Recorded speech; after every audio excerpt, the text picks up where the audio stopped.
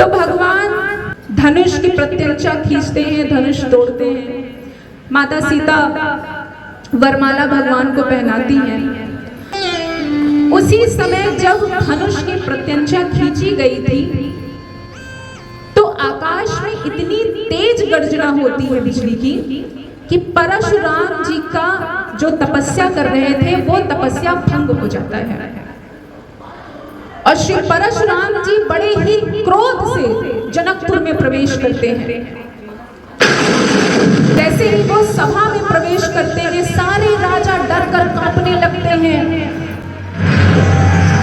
क्योंकि क्षत्रिय के राजाओं के सबसे बड़े शत्रु तो श्री परशुराम जी ही थे। उन्होंने कई बार पृथ्वी को क्षत्रियों से विलीन कर दिया था। जैसे ही श्री परशुराम जी क्रोध के साथ पहुंचते हैं सभा में, सारे राजा डर से कांपने लगते हैं कि अब तो हमारी खैर नहीं, अब तो हमें कोई भी नहीं बचा सकता है इनके क्रोध से। सारे राजा अपने पिता के नाम के साथ अपना परिचय परशुराम जी को देना प्रारंभ कर देते हैं कि इसी बहाने अगर हमें छोड़ दे तो भगवान की कृपा ही होगी। जैसे ही सभी परशुराम के पास जाते हैं कि हे मुनिवर, मेरा नाम ये है, मैं इन नरेश का पुत्र हूँ। जैसे ही मुनिवर के समक्ष बोलते हैं, मुनिवर तुरंत धिक्कार देते हैं कि भगो यहाँ से। ऐसे करते हुए राजा जनक जी जाते हैं, श्री परशुराम जी का चरण स्पर्श करते हैं, माता जानकी से आशीर्वाद दिलाते हैं। और जैसे ही माता जानकी आशीर्वाद लेने जाती हैं, श्री परशुराम जी उसी समय बोलते हैं, क्रोध में ही रहते हैं फिर भी बोलते हैं कि सदा सौभाग्यवती भव। माता की सखियां उनको साथ लेकर चली जाती हैं। फिर विश्वामित्र जी जाते हैं। विश्वामित्र जी प्रणाम करते हैं और दोनों राजकुमार यानी प्रभु श्री रामचंद्र भगवान जी और श्री लक्ष्मण जी श्री परशुराम जी का चरण स्पर्श करते हैं। विश्वामित्र जी परिचय देते हैं कि राम लखन दशरथ के ढोटा, दीन आशीष देख फल जोटा। हे मुनिवर, ये अयोध्या नरेश राजा दशरथ के दो पुत्र हैं, जिनका एक का नाम है राम और एक का नाम है लक्ष्मण। जैसे ही श्री परशुराम जी प्रभु श्री रामचंद्र जी का मुख देखते हैं, मतलब देखते ही रह जाते हैं एक टकटकी लगाकर। लेकिन वो इतने क्रोध में रहते हैं कि वो सारी सुधि भूल जाते हैं उसी समय। जनक जी से पूछते हैं कि ये सभा किस लिए लगी है, और उनका दृष्टि जाता है जहां पर धनुष टूटकर गिरा रहता है। तुरंत जनक जी से बोलते हैं कि मुझे अभी के अभी बताओ कि भगवान शंकर के धनुष को किसने तोड़ा। बेग दिखाओ मूड नत आजू, उल्टा उमहि जहन लहि तहि राजू। अगर तुम मुझे ये नहीं बताते हो तो तुम्हारा राज्य जहां तक है वो समस्त राज्य में उलट के। राजा जनक जी वैसे भी बहुत शांत प्रकृति के हैं, बहुत ही शीलवान हैं। वो तुरंत ही भयभीत हो जाते हैं श्री परशुराम जी के क्रोध से। सारे राजा डर जाते हैं।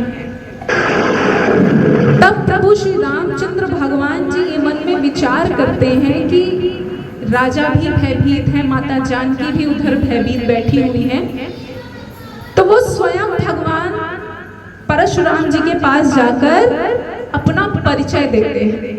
और श्री रामचंद्र भगवान जी बोलते हैं कि नाथ शंभु धनु भंजे निहारा, हुई ही केउ एक दास तुम्हारा। श्री रामचंद्र भगवान जी परशुराम जी से कहते हैं कि हे स्वामी, इस धनुष को तोड़ने वाला अवश्य ही आपका कोई दास होगा। लेकिन परशुराम जी तो क्रोध में रहते हैं। वो बोलते हैं दास का काम होता है सेवा करना और दुश्मन शत्रु का काम होता है युद्ध में लड़ाई करना। तो दास यहां पर तो युद्ध का काम कर रहा है। भगवान शंकर का धनुष तोड़ना मतलब मेरे लिए युद्ध के लिए कोई चुनौती दे रहा है। दास ऐसा नहीं कर सकता। अब देखिए यहीं पर श्री लक्ष्मण जी भी थे। अब लक्ष्मण जी तो स्वयं शेष नाग के अवतार हैं। क्रोध तो उनकी नाक में रहता है, वो तुरंत क्रोधित हो जाते हैं और श्री परशुराम जी से बोलते हैं कि ऐसी धनुषें तो बचपन में मैंने पता नहीं कितनी बार तोड़ी होगी, तब तो आपको क्रोध नहीं आया। आज एक धनुष के टूट जाने से आपको इतना क्रोध आ रहा है। मेरे रघुनाथ जी नई धनुष समझ के गए देखने और जैसे ही उन्होंने स्पर्श किया वो टूट गई। अब इसमें रघुनाथ जी का क्या दोष? परशुराम जी तुरंत क्रोधित होकर बोलते हैं कि अरे मूढ़ बालक, तू मुझे एक ब्राह्मण समझ के धोखे में मत रह। ये फरसा देख रहा है, इस फरसे से पता नहीं मैंने कितने क्षत्रियों का नाश किया है। तुझे बालक समझ के मैं छोड़ रहा हूं। और विश्वामित्र जी से कहते हैं कि मुनिवर जरा मेरा परिचय बताओ इस बालक से कि मैं कितना बलवान हूं, मेरे अंदर कितना क्रोध है, मैंने कितना क्षत्रियों का विनाश किया है और शिव धनुष तोड़ने वाला तो मेरे लिए सहस्त्रबाहु के समान है।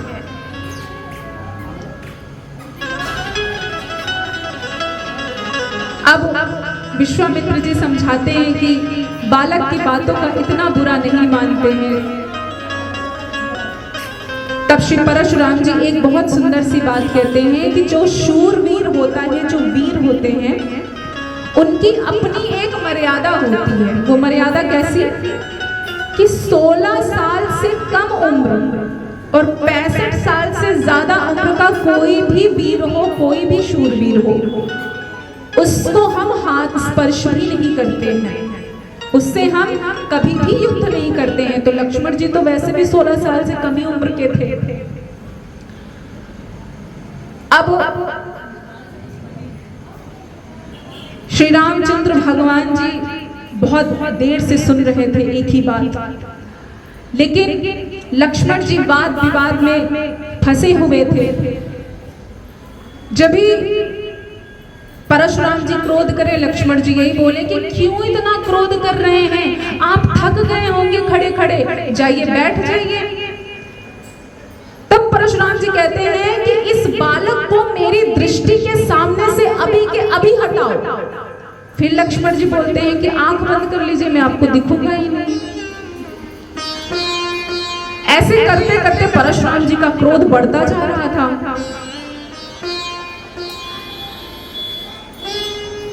तब श्री रामचंद्र भगवान जी लक्ष्मण जी को इशारा करते हैं कि अब बहुत ज्यादा हो रहा है, थोड़ा शांत हो जाओ। फिर श्री रामचंद्र भगवान जी जाते हैं श्री परशुराम जी के पास और बड़ा निवेदन करते हैं कि हे स्वामी, ये तो एक बालक है, ये आपके पराक्रम को नहीं जानता है, इसीलिए इसे एक बालक समझ के क्षमा कर दीजिए। लेकिन लक्ष्मण जी क्या करते हैं कि राम जी के पीछे खड़े होकर मुस्कुरा रहे हैं। अब बताइए, कोई क्रोध में खड़ा हुआ है और जिससे उसकी लड़ाई हो रही है, वही इंसान दूर जाके उसको गुस्सा दिलाने के लिए उसको देख के मुस्कुरा दे, तो कितनी गुस्सा आएगी सोचिए। यही बात श्री परशुराम जी के साथ भी हो रही है कि उन्हें जिस पर क्रोध है वही पीछे से जाके उनको तिरछी नजर देखकर मुस्कुरा रहा है। तब परशुराम जी कहते हैं कि तेरा छोटा भाई जितना देखने में छोटा और गोरा है, उतना ही मन का काला है, और तेरे ही बल से वो मुस्कुरा रहा है। तब श्री रामचंद्र भगवान जी बहुत प्रकार से पहले समझाते हैं, लेकिन परशुराम जी समझने का नाम नहीं ले रहे हैं। जब बहुत क्रोध हो जाता है तब भगवान बहुत सुंदर सी एक बात कहते हैं कि गुनाह लखन कर हम पर रोशु कतहु सुधाई ते बड़ दोषु। भगवान कहते हैं कि यहाँ पर जो क्रोध और वार्तालाप हो रहा है वो लक्ष्मण जी के साथ हो रहा है, लेकिन ये अपना क्रोध मुझ पर दिखा रहे हैं, मतलब सीधेपन का कोई जमाना नहीं रहा। अगर मैं शांत हूँ, कुछ बोल नहीं रहा हूँ, तो ये तो मुझ पर ही क्रोध दिखाना प्रारंभ कर दिए। तब प्रभु श्री रामचंद्र भगवान जी देखें, यहाँ से ये बात भी निकलती है कि अगर कोई भलाई के लिए, अच्छे कार्य के लिए आपसे वार्तालाप करता है या आपसे वाद विवाद करता है तो आप उसे बहुत ही शांतिपूर्वक सुनिए। लेकिन अगर कोई अपनी बुराई, अपनी नकारात्मकता को आगे ले जाने के लिए आप पर उसका पूरा कह सकते हैं वर्चस्व कायम करने के लिए अगर आपसे वो लड़ता है तो आप शांत भी मत बैठिए। तब भगवान ने यहाँ पर क्या कहा, बहुत ही शांतिपूर्वक भगवान ने कहा कि हम तो सूर्य वंश के हैं, कितना भी बलवान कोई क्यों ना हो, बल में हमारे ही बराबर क्यों ना हो, लेकिन हम उससे कभी भी पीछे नहीं हटते हैं। लेकिन हे गुरुवर, आप ब्राह्मण हैं और ब्राह्मण, गौ, साधु, संत, भगवान के भक्त, इनको मैं, ये मेरे लिए बहुत ही सम्मानित है। जब उन्होंने रहस्यपूर्ण बातें श्री परशुराम जी से की, तब परशुराम जी समझ गए कि मैं किसी गलत के ऊपर प्रहार कर रहा हूँ, अपना क्रोध दिखा रहा हूँ। और तब भगवान ने कहा कि राम मात्र लघु नाम हमारा, परसु सहित बड़ नाम तुम्हारा।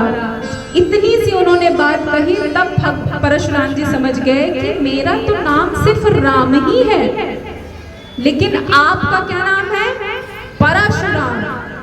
राम के पहले परशु है, मेरा तो 2 अक्षर का नाम है और आप तो परशुराम हैं। श्री परशुराम जी वहीं पर समझ जाते हैं कि ये श्री हरि के ही अवतार हैं। जब श्री परशुराम जी समझ गए तब भगवान से कहते हैं, राम रमापति कर धन लेहु, खींचऊ मिटे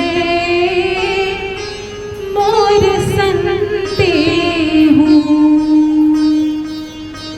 बेत चाप आप ही चल गया, परशुराम मन विस्मय भया। श्री परशुराम जी कहते हैं कि हे राम, हे लक्ष्मीपति, आप ये धनुष लीजिए, इस धनुष को हाथ में रखकर इसके प्रत्यंचा चढ़ाकर आप मेरा जो संदेह है उसको दूर कीजिए। जैसे ही वो धनुष श्री रामचंद्र भगवान को देने लगते हैं तो वो धनुष अपने आप ही भगवान के हाथ में आ जाती है और तभी वो समझ जाते हैं कि अब भगवान आ गए। तब वो बड़ा ही उत्साहपूर्वक बहुत प्रफुल्लित होते हैं श्री परशुराम जी और बोलते हैं, जय रघुवंश बनज बन भानु, गहन दनुज कुल दहन कृसानु, जय सुर विप्र धेनु हितकारी, जय मद मोहा कोह भ्रमहारी। जैसे ही श्री परशुराम जी जान जाते हैं कि प्रभु श्री रामचंद्र भगवान जी पृथ्वी का भार हरने के लिए मनुष्य रूप धारण करके अवतार ले चुके हैं, तो तुरंत कहने लगते हैं कि हे देवता, ब्राह्मण और गौ का हित करने वाले, आपकी जय हो, आपकी जय हो। हे भगवान शंकर के हृदय में बसने वाले, आपकी जय हो, आपकी जय हो। ऐसा कहते हुए श्री परशुराम जी वहां से चले जाते हैं।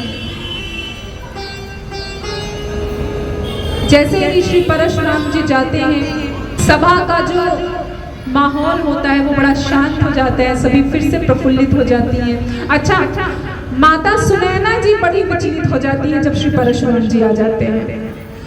वो बोलती हैं कि अभी ये कम था कि धनुष किसी से उठ नहीं रहा था, हजारों हजार राजा मिलकर प्रयास करते रहे, धनुष नहीं उठा।